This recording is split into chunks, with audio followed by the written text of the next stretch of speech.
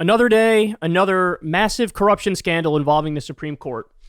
This one is interesting because it shows the glue that holds it all together, like how we got to this place. So ProPublica out with a big piece. In 2000, Clarence Thomas was deep in debt. He met with a GOP congressman and complained about his salary. More on that in a minute. The GOP started to fear he'd leave the court. In the years that followed, billionaires lavished him with secret gifts. Okay. So, this is real, like you're about to see, this is real, like, mafia boss type stuff. The way that Clarence Thomas approached this, it was very meticulous. It was very planned out, the way he went through this. So here's what they say.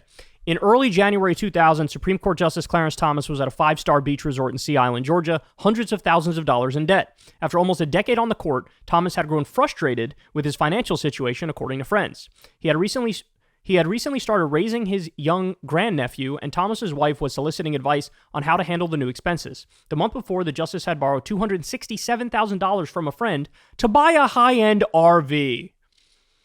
All right, so let's just pause on this for a second. Oh my God, I'm so worried.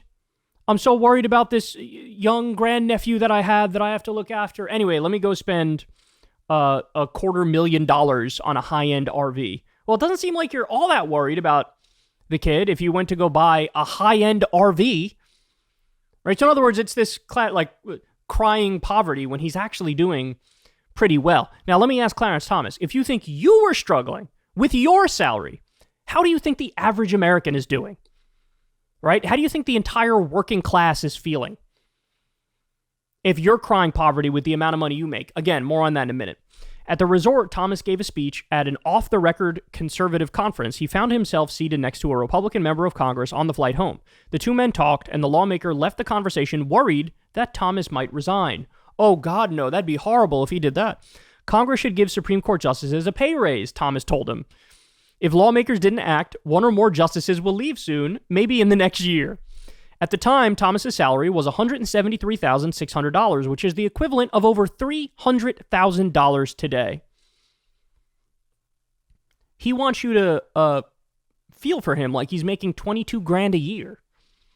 He's making over $300,000. He just bought a high-end RV, and he's whining about his pay. It sounds more like a you problem, Clarence. If you want to talk to somebody who's in the working class, who's struggling to get by, and you look through their expenses and they're reasonable expenses, and you know they're not going crazy in terms of spending their money like drunken sailors or whatever, I would feel horrible for a working class person in this position. Do I feel horrible for somebody who made the equivalent of over $300,000 crying poverty? No, I don't. If you can't make it work on a little over $300,000, that's inconceivable, right?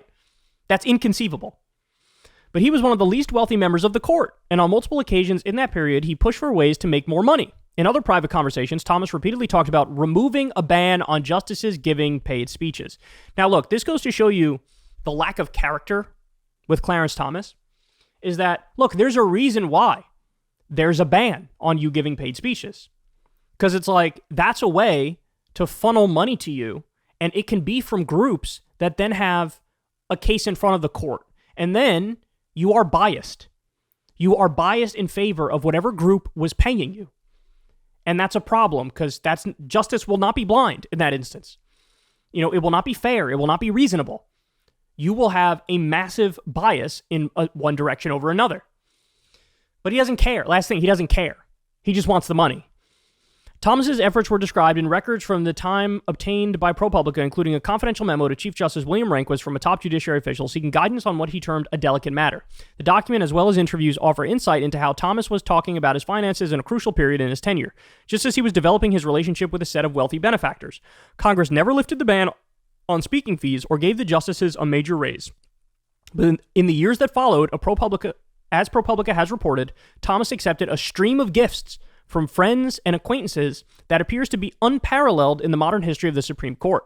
Some defrayed living expenses, large and small, private school tuition, vehicle batteries, tires, other gifts from a coterie of ultra-rich men supplemented his lifestyle, such as free international vacations on the private jet and super yacht of Dallas real estate billionaire Harlan Crow.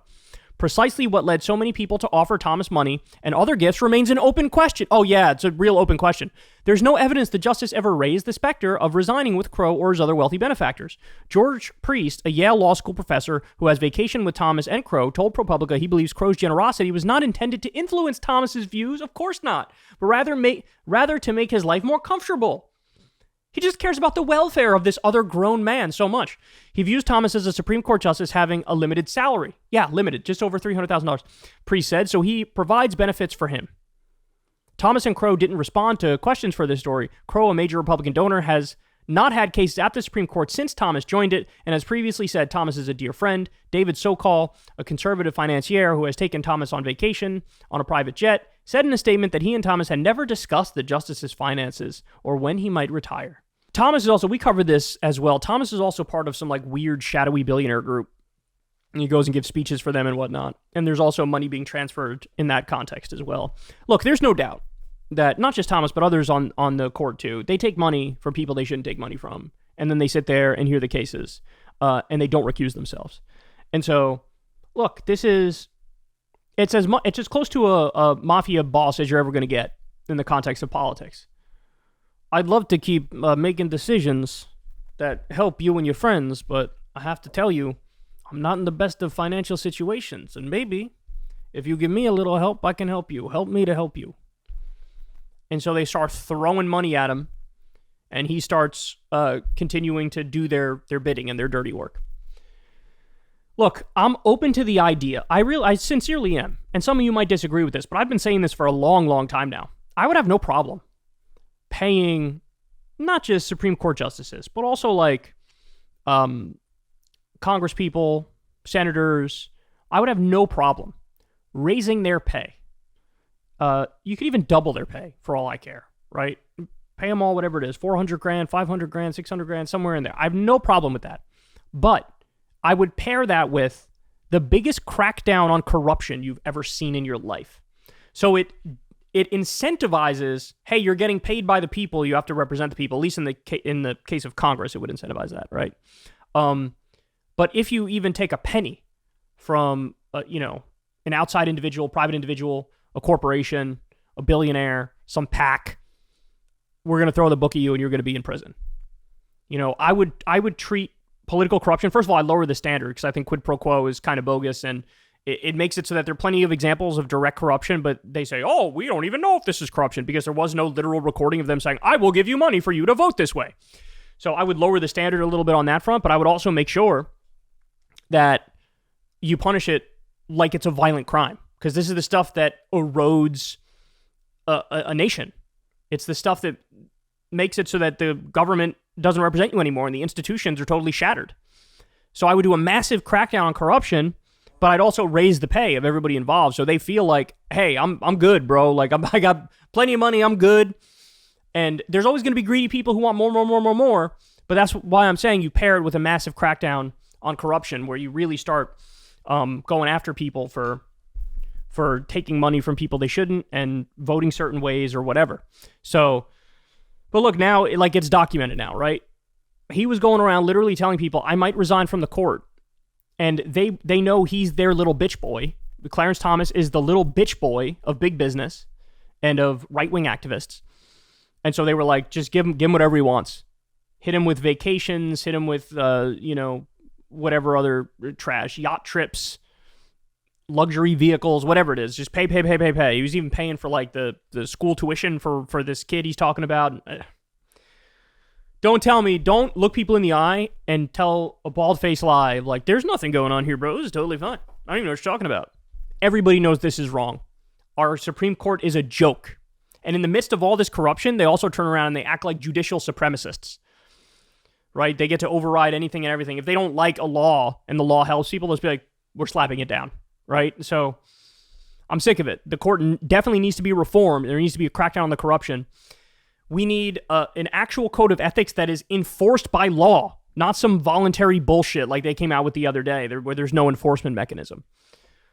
So the hits keep coming. Keep giving me more dirt on these absolute clowns, and Democrats better act on this. I won't hold my breath on that, but they should, because now we get all the inner workings and the specifics of exactly how this went down and how he acted like a mob boss. Oh, yeah, I'll retire unless you help me out. And then they paid him. And then, oh, would you look at that? His voting record is 100% in alignment with all these corporate bigwigs who dump money into his bank account. Hey, y'all, do me a favor and like and subscribe. It helps out big time in the algorithm.